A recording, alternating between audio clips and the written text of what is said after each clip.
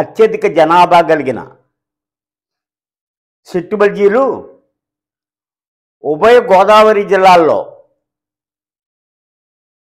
రాజకీయంగా ముందడుగు వేస్తున్నారు. అది ఆ జనాభా ప్రాతిపదిక మీద గత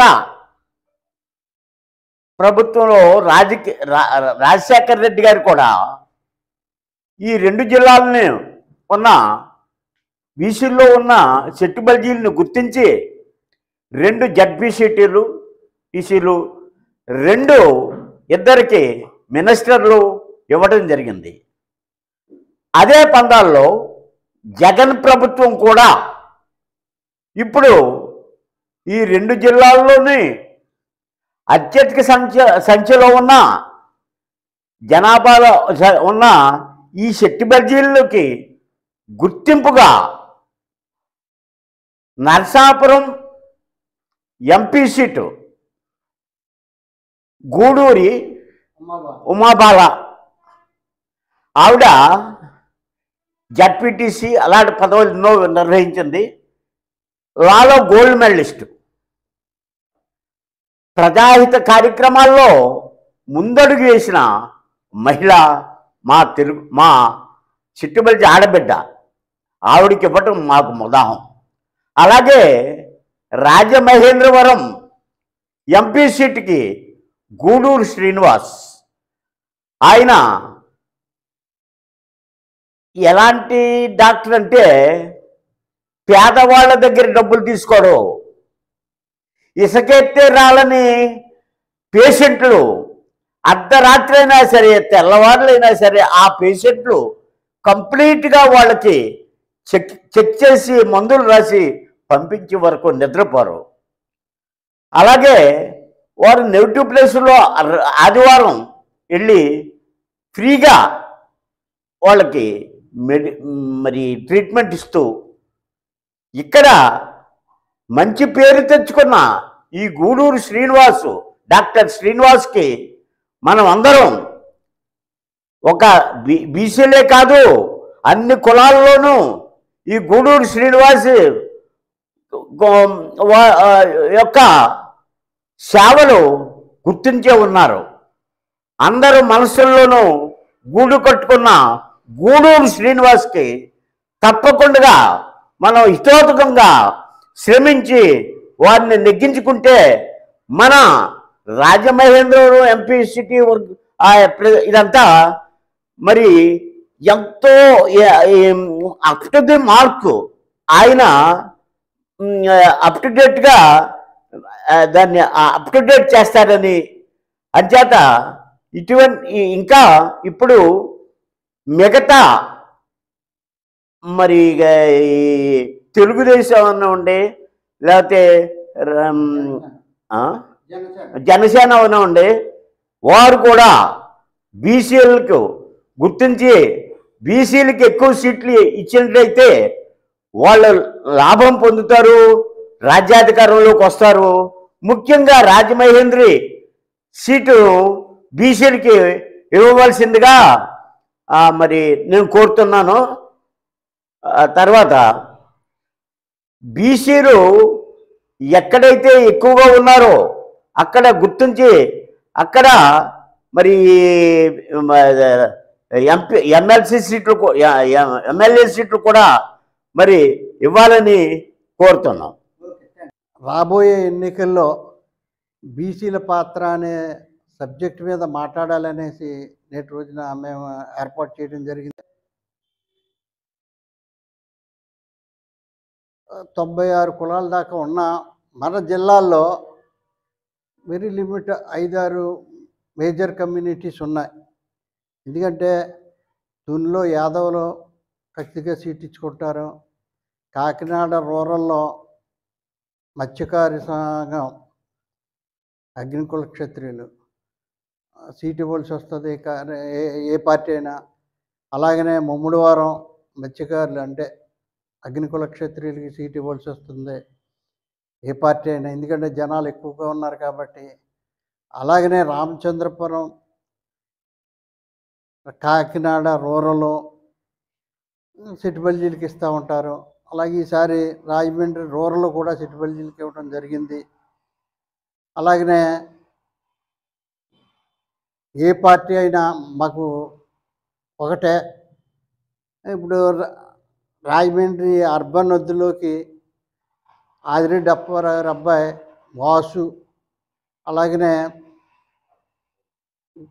భరత్, మార్గాని భరత్ 2 పార్టీల తరపున సీట్లు తెచ్చుకున్నట్టు ఉన్నది. ఏదేమైనా మా కోరిక ఏంటంటే రాజమండ్రి పార్లమెంటు ఒక్కసారి బీసీలకు ఇస్తే సత్తా ఏటో తెలిసింది. బీసీలు చూపించారు, మార్గాని భరత్ని ఎంపీగా నెగ్గించుకున్నారు. అది గుర్తెరిగి వైసీపీ పార్టీ గూడూరు శ్రీనివాస్ గారికి, డాక్టర్ గూడూరు శ్రీనివాస్ గారికి సీట్ ఇవ్వడం జరిగింది. చాలా అభినందనీయం. మంచి వ్యక్తికి. అసలు రాజకీయాలంటే ఒకప్పుడు డాక్టర్స్, లాయర్స్ ఉండేవారు. అలాగనే ఇక్కడ గూడూరు శ్రీనివాస్ గారు డాక్టర్ గాను, నరసాపురం గూడూరి ఉమాబాల లాయర్ గాను, ఇద్దరికీ మంచి వ్యక్తులకే సీట్లు ఇచ్చారు. అభినందిస్తాం మా పార్టీని. అలాగనే వారిద్దరూ గెలుచుకోవాలని కోరుకుంటాం. కానీ ఇక్కడ విషయం ఏంటంటే బీసీ సంఘంగా 2వ సీటు అంటే తెలుగుదేశం కానీ జనసేన కానీ రాజమండ్రి పార్లమెంట్కి ఇచ్చేటప్పుడు బీసీలకి ఇవ్వాలి అనేది మా డిమాండ్. ఎందువల్లంటే తెలుగుదేశానికి ఒక ఏదో సామెత చెప్పినట్టు ఎన్నికలొద్దుల్లోకి ఒక బాణీ ఉంది. ఏంటంటే ఏదో ఒక ఓసీని పట్టుకొచ్చి డబ్బున్న వ్యక్తిని ఈ పేద ప్రజల మీద అంటే బీసీల మీద వీళ్ళ మీద ఓట్లు వేయండి అనేసి గవర్నమెంట్కి ఎగ్రెస్ట్గా ఓటు ఉంటే నెగ్గుతాడు, లేకపోతే ఓడిపోతాడు అన్నట్టు సీట్లు ఇవ్వటం ఒక బాణీ, ఒక అలవాటు అయిపోయినట్టు ఉంది. అది మార్చుకొని ఈసారి తెలుగుదేశం బీసీలకు ఇస్తేనే మీ మనుగడ. ఎవరి మనుగడ? తెలుగుదేశం మనుగడ. లేకపోతే ఉభయ గోదావరి జిల్లాల్లో తెలుగుదేశం భూస్థాపితం అయిపోతుంది అనేసి మేము హెచ్చరిస్తున్నాము. ఖచ్చితంగా తెలుగుదేశం ఓడిపోవటం ఖాయం. ఎందువల్లంటే ఒక్కొక్క కాన్స్టిట్యున్సీలో 40,000, 50,000, 60,000 ఉన్నటువంటి సెట్టిబల్జీల్ని, అంటే బీసీల్లో అత్యధిక జనాభా ఉన్నటువంటి సెట్టిబల్జీలకి సీట్లు ఇవ్వడం జరుగుతుంది వైసీపీలో. మీరు సనాతన పద్ధతిని మీ వాళ్ళకి లేకపోతే ధనికులకి ఇచ్చుకుంటా పోతే మీ పార్టీని మర్చిపోతారు బీసీలు. మేము హెచ్చరిస్తున్నాము. అందువల్ల గుర్తెరిగి బీసీలకు సీట్ ఇవ్వండి. ఏ బీసీకి ఇచ్చినా మేము చేస్తాము. మాకు కులం కాదు ఇక్కడ బీసీ. ఎందుకంటే ఇప్పుడు రాజమండ్రిలో 2 బీసీలు, 2 డిఫరెంట్ కులాలు మేము ఆహ్వానిస్తున్నాం. అలాగనే బీసీల్లో ఎక్కడో ఎవరికి ఇచ్చినా మేము ఆహ్వానిస్తాము. ఆ బీసీలకు ఇవ్వండి సీట్లు.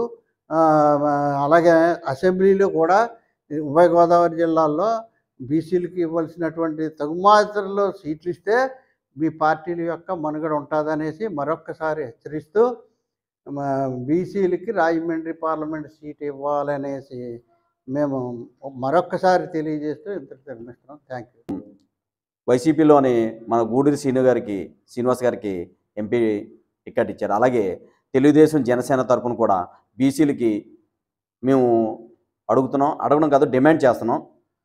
ఎందుకంటే ఇక్కడ ఇప్పుడు మా అధ్యక్షులు చెప్పినట్టు 40 కాడి నుంచి 60 దాకా సెట్టిబల్జీల ఓటింగు అధికంగా ఉంది.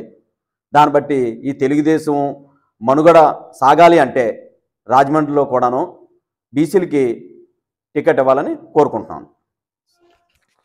రాజమండ్రి ఎంపీ సీటు గూడూరు శ్రీనివాస్ గారికి ఇవ్వడం బీసీ సంఘం పరంగా మేము చాలా ఆనందపడుతున్నామండి.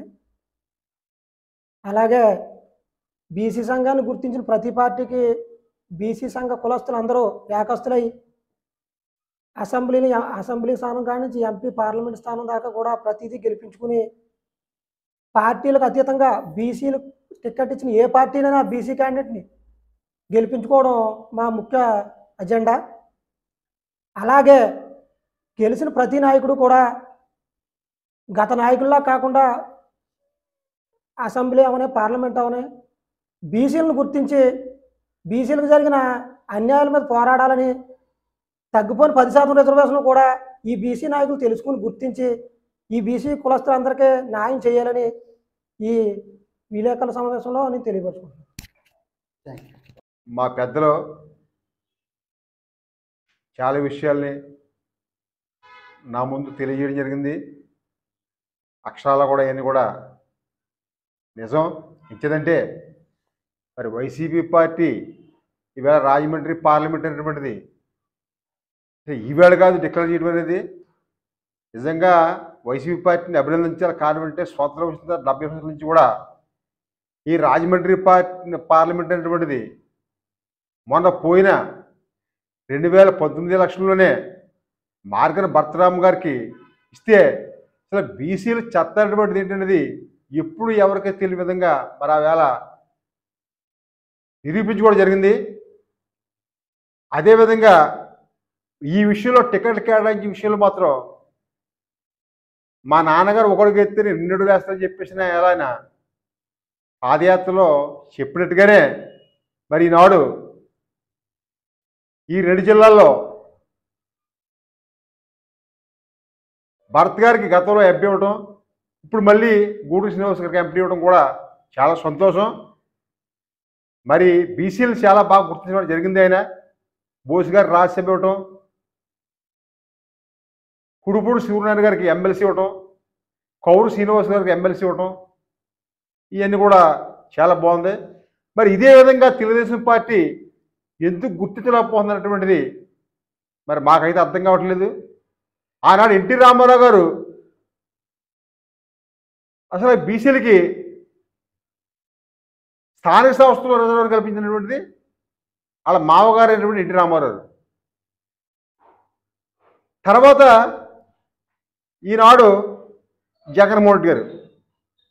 అసలు ఈ చంద్రబాబు నాయుడు గారు ఏం చేయాలంటే కాపులకు ఏ విధంగా అయితే 5% రిజర్వేషన్ అసెంబ్లీలో తీర్మానం చేసి పార్లమెంట్ పంపించారో అదేవిధంగా బీసీలు లేకపోతే నా పార్టీ లేదు, బీసీలు నా వెన్నుముకలు చెప్పుకున్నటువంటి చంద్రబాబు నాయుడు గారు అసెంబ్లీలో పార్లమెంట్లో తీర్మానం అంటే బీసీలకి రిజర్వేషన్ అనేటువంటిది పెట్టి కేంద్రానికి ఎందుకు పంపలేకపోతున్నారు అనేటువంటిది కూడా ఎవరికి అర్థం కాని పరిస్థితి.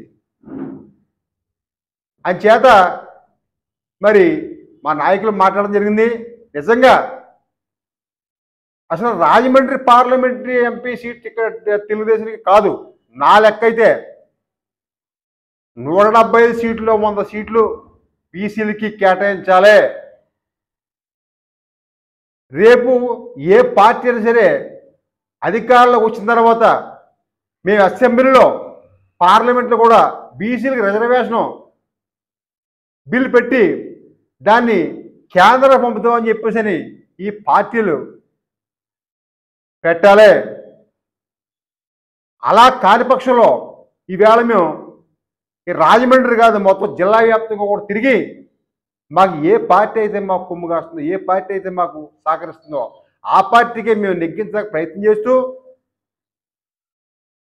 మిగతా పార్టీలని పూర్తి స్థాయిలో ఓడగొట్టడానికి మేము కార్యాచరణ తీసుకుంటామని చెప్పేసి మీకు తెలియజేస్తున్నాం. మరి ఇచ్చేదంటే బీసీలకే రిజర్వేషన్ కావాలి, బీసీల రిజర్వేషన్ కావాలి ఎందుకంటున్నాం అంటే ఈవేళ ఈ సమాజంలో రజిక, నాయ బ్రాహ్మణ, విశ్వబ్రాహ్మణ, చెట్టిబలిజ ఇవన్నీ కూడా బీసీలే ఈ యొక్క సమాజానికి నాగరికత వచ్చే విధంగా తయారు చేసేటువంటి సమాజం ఎవరు అంటే బీసీలే. ఎంచేదంటే రజిక బట్టలు చేయాలా, నాయ బ్రాహ్మణ మనిషి శుభ్రం చేయాలా, సేనాపతి మగ్గాలు నేయాలా, గీత కార్మికులు మద్యపానం మత్తు లేకుండా మంచి అమృతం ఉంటుందని అందించాలి. ఇలాగ అన్ని బీసీ కులాలు కూడా ఇవాళ సమాజానికి ఉపయోగపడేటువంటి కులాలు బీసీ కులాలు. అలాంటి బీసీ కులాలని ఈ పార్టీలు వాడుకుంటున్నాయి తప్ప ఇవేళ కూడా మరి ఎన్నోసార్లు మేము పోరాడతాం, కేంద్రం కూడా వెళ్ళడం జరిగింది.